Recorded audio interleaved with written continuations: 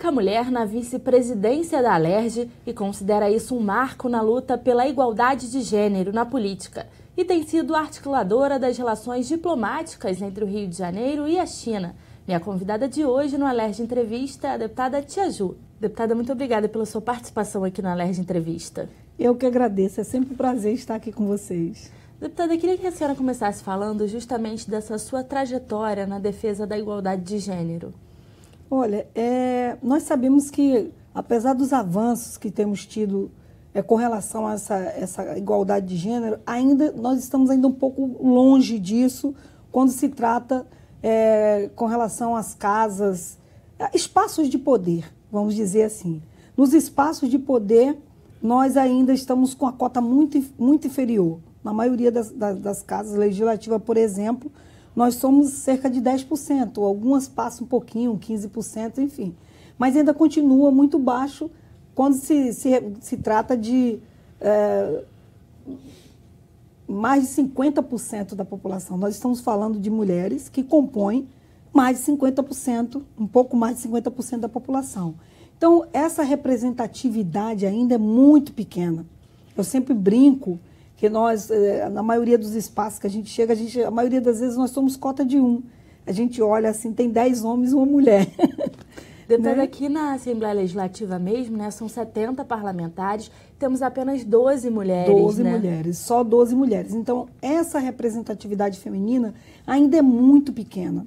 Nós, mulheres, já temos mostrado a nossa capacidade, né, em todos os espaços e cargos ocupados, não só cargos públicos, mas também nos privados. A mulher, quando ela assume cargos de poder, também na iniciativa privada, elas têm mostrado, nós temos mostrado, né, a nossa capacidade de desenvolver, de crescer, de articular, de agregar. E não é diferente quando se trata de cargos públicos também, que é no nosso caso, né, cargos eletivos como o nosso. Há uma luta grande ainda com relação a mais mulheres na política. Deputada, essa era uma outra questão que eu queria tratar, né? A senhora é a única mulher na vice-presidência da casa, na mesa diretora, que é composta por 13 parlamentares, temos apenas 3 mulheres. 3 mulheres. E existe uma lei que foi aprovada na casa que trata justamente dessa participação de pelo menos 20% de mulheres nesse grupo que compõe a mesa diretora, né, deputada? Isso, e diga-se de passagem que a lei é de minha autoria e da deputada Zeidan. Nós fizemos essa proposta no mandato passado, voltamos, retornamos, fomos reeleita. E eu quero aqui até aproveitar e parabenizar o nosso presidente André Siciliano, que ele cumpriu, além de cumprir, né, a nova lei, ele passou um pouco mais, né? Nós temos 3 mulheres na mesa diretora. Na escala da presidência, só eu, sou a terceira vice-presidente, né? Eu lancei o meu nome para concorrer à presidência da casa, né? Pra gente, foi um marco na história também, porque historicamente nenhuma mulher nunca tinha nem colocado um nome para concorrer a esse cargo de presidência. Não é presunção, a gente precisa sempre tentar, ousar e arriscar, porque se a gente quer e vem lutando nessa linha de igualdade de gêneros, como que a gente vai continuar levantando uma bandeira se a gente não tiver ação? Porque não basta só falar, é preciso partir para a prática, para o efetivo, né? Então, por isso que eu tive a coragem de me candidatar e a gente cumpriu aí dentro dessa perspectiva de igualdade de gênero e de marco inicial, 2 cotas de uma vez só, porque mulher e eu sou negra, né? Então, são 2 cotas aí juntos, a questão racial e a questão de gênero também, nesse caso. Foi uma experiência muito boa, né? É uma experiência muito boa. Nada vem fácil, nada é fácil, tudo é desafiador, mas para que maior desafio do que o da maternidade? É, né? Verdade. A maternidade nos prepara para a vida, o desafio de cuidar de filhos, de ser mãe. A mulher sente essa necessidade de fazer várias coisas ao mesmo tempo. Então, quando ela sai para o mercado de trabalho, quando ela enfrenta esses desafios, ela se realiza, ela se complementa. Ela não está abrindo mão da prerrogativa de ser mãe, de ser dona de casa, de ser mulher, que eu gosto de tudo isso. De vez em quando eu até posto nas minhas redes sociais eu cozinhando, que eu gosto muito de cozinhar.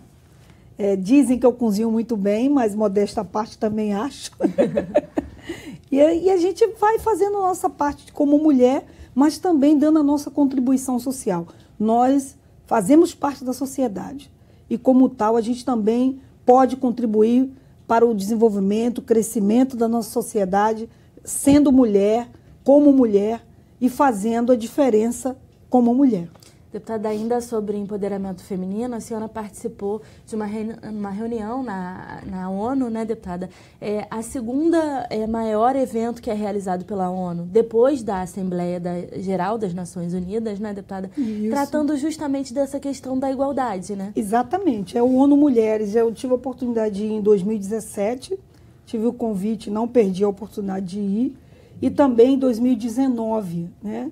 Às vezes parece que a gente está viajando, passeando. Eu sou muito focada no que eu vou fazer, no que eu quero fazer. Esses encontros da ONU nos abre o leque de entendimento das necessidades na questão de gênero que ocorre no mundo inteiro. Os debates, as discussões são muito ricas. E isso nos faz pensar estratégias e projetos para o nosso país, né? De combate, de enfrentamento e de prevenção, né? Fruto desses encontros da ONU foi que surgiu o Estatuto da Mulher Parlamentar, que foi até aprovado, já está para ser sancionado, o Estatuto da Mulher Parlamentar e ocupante de cargos públicos. Ele surgiu de um desses debates que eu fui, da participação dessas reuniões do ONU Mulheres, e a necessidade de trabalhar e combater um outro tipo de violência contra a mulher. É aquela violência pelo fato da mulher ascender. Você, por exemplo, você está aqui, você é jornalista, né? Você tem ascendido na sua profissão. Você precisa ter o respaldo e a garantia da execução dessa sua profissão, né? O Estatuto da Mulher Parlamentar e Ocupante de Cargo vem para isso, para garantir que ela não só ascenda ao cargo, mas que ela possa exercer a sua função sem nenhum desagravo, sem que ninguém importune, vem trazer a proteção para a mulher, né, nesse sentido. A questão do combate ao assédio institucional, que Exatamente, a gente vê muito, né, deputada? Muito, muito, muito. Então, nós estamos avançando contra a mulher, mas a gente precisa, infelizmente, se não houver uma lei, uma legislação firme, você não consegue exercer a sua função. Nós estamos, eu no meu caso, que sou parlamentar, majoritariamente as casas de lei são compostas por homens, né? Nós ainda temos uma sociedade muito machista. E a gente precisa estar todo o tempo dizendo, estamos aqui e chegamos para fazer, não é só para compor cota. Nós não viemos só por causa das cotas. Nós estamos e vamos fazer. Nós queremos trabalhar juntos para melhorar o nosso país, para atender as necessidades da população, não nos esquecendo dessa minoria. Ah, mas a senhora disse que nós somos 51%, sim. Nesse sentido, nós somos maioria, mas quando a gente fala nessa minoria, em representatividade, nós somos pouco representados. Eu sempre falo, por exemplo, é algo que me incomoda. Eu vou estar sexta-feira na OAB a convite daquela sancional lá para estar discutindo sobre a questão da mulher na política, elas na política. Inclusive, eu quero parabenizar a OAB Mulheres, porque tem feito essas discussões em vários setoriais delas, e tem sido muito bom para empoderar as mulheres no sentido na questão política, né? E a gente precisa incentivar essas mulheres, porque quando elas olham o universo masculino e a desigualdade da competição, se você olhar para isso, você desanima. Você quer retroceder. Mas é preciso encarar, volto a dizer, o desafio de maternar, de educar, de criar, é um mega de um desafio, né? É uma vida que vem para sua mão, é gerado no seu ventre. A partir do seu ventre você precisa cuidar, preservar, resguardar e educar. Então, eu vejo todos os desafios dessa maneira, né? Deputada, a senhora falou tanto do maternar. A questão das crianças é uma outra área de atuação muito forte da senhora aqui dentro do parlamento, né? Sim, eu não abro mão da defesa dos direitos da criança. e do adolescente. Nós ainda temos um país que não consegue enxergar o ser humano a partir da sua primeira infância. É preciso entender que os seres humanos, eles não nascem adultos. E as políticas públicas, elas focam mais na pessoa adulta, né? E esquece da criança e do adolescente. A gente precisa cuidar principalmente da primeira infância. Muitas das coisas que nós vemos aí na sociedade, chamadas de mazelas, podem ser evitadas se a gente cuidar da primeira infância. A maioria delas são reflexos, né, exatamente, deputada? A maioria são resultados e são reflexo disso. Então a gente precisa focar políticas públicas de atenção para as crianças, nessa fase de formação do caráter delas. E a gente vê que ainda os governantes não enxergaram isso, não conseguem ver isso.